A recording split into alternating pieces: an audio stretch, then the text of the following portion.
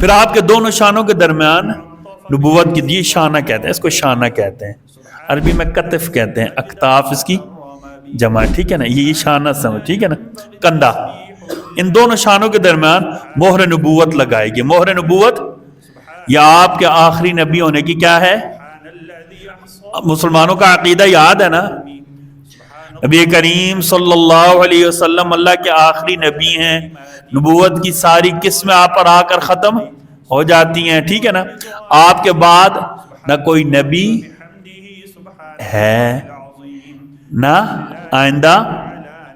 جو کوئی ایسا دعویٰ کر لے پرلے دے جائے کہ زندیق اور کافر ہے، چاہے مرزا غلام قادیانی ہو، چاہے کوئی بھی ہو، کوئی بھی ہو، یہ ختم نبوت کا عقیدہ یاد رکھنا ہے، یہ ہماری نجات کا کیا ہے؟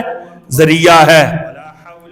الحمدللہ اللہ علماء کو بہت زیادہ جزائے خیر دے، جب کبھی کسی نے اس ختم نبوت کے مسئلے کو چھیڑنے کی کوشش کی ہے، علماء کیا ہو گئے؟ سامنے کھڑے ہو گئے۔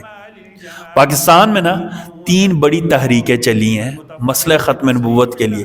پہلی تحریک چلی ہے 1953 میں، کتنی پتہ ہے کتنے لوگ شہید ہوئے تھے؟ 10,000 لوگ شہید ہوئے۔ کتنے لوگ؟ 10,000۔ اس وقت کی حکومت نے ظلم کی انتہا کر دی تھی۔ پھر 1974 میں تحریک چلی ہے، 1974 میں تحریک چلی ہے جس میں قادیانیوں کو کافر قرار دیا گیا۔ پھر 1984 میں ایک بار پھر تحریک چلی ہے تاکہ آئینی طور پر جو چیزیں رہ گئی تھی حکومت نے وعدہ کیا تھا اس کو کیا کریں؟ سیٹل کریں دوبارہ۔ ہمیشہ مسلمانوں نے عقیدہ ختم نبوت پر کیا کی ہے؟ پہرہ داری کی ہے۔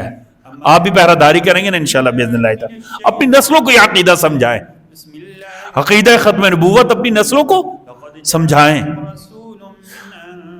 ہر مسلمان کی بنیاد میں یہ عقیدہ ہونا چاہیے، اس کے بغیر ہمارا ایمان مکمل نہیں ہے۔ یہ فتنوں کا دور ہے، اس میں بچوں کو عقائد سکھائیں، عقیدہ توحید سکھائیں، عقیدہ رسالت سکھائیں، عقیدہ ختم نبوت، عظمت صحابہ سکھائیں، اہل بیت کی عزت کرنا سکھلائیں۔ یہ بنیادی عقیدے ان لوگوں کو سکھلائیں، اور علماء کی عزت کرنا بھی سکھلائیں۔ کیوں بلا؟ آپ نے کبھی غور کیا ہے جب بھی حملہ ہوتا ہے نا دین کے کسی بھی شعار پر، سب سے پہلے کون ڈٹ کر کھڑا ہوتا ہے؟ علماء، ان کے ساتھ عوام کھڑے ہوتے ہیں۔ اب جتنے لوگ ہیں نا جو ختم نبوت کے دشمن ہیں، جو باقی لابیز ہیں، وہ کس کو ہمیشہ کیا کرتی ہیں؟ نشانہ بناتی ہیں، ٹارگٹ بناتی ہیں علماء کو۔ کیوں بلا؟ ان کو پتا ہے ان کو بیچ میں سے ہٹائیں گے، لوگوں کو تو ایک جھٹکا لگے گا، سارے کے سارے کیا ہو جائیں گے۔ آپ کو بھی غور کریں اس بات پر۔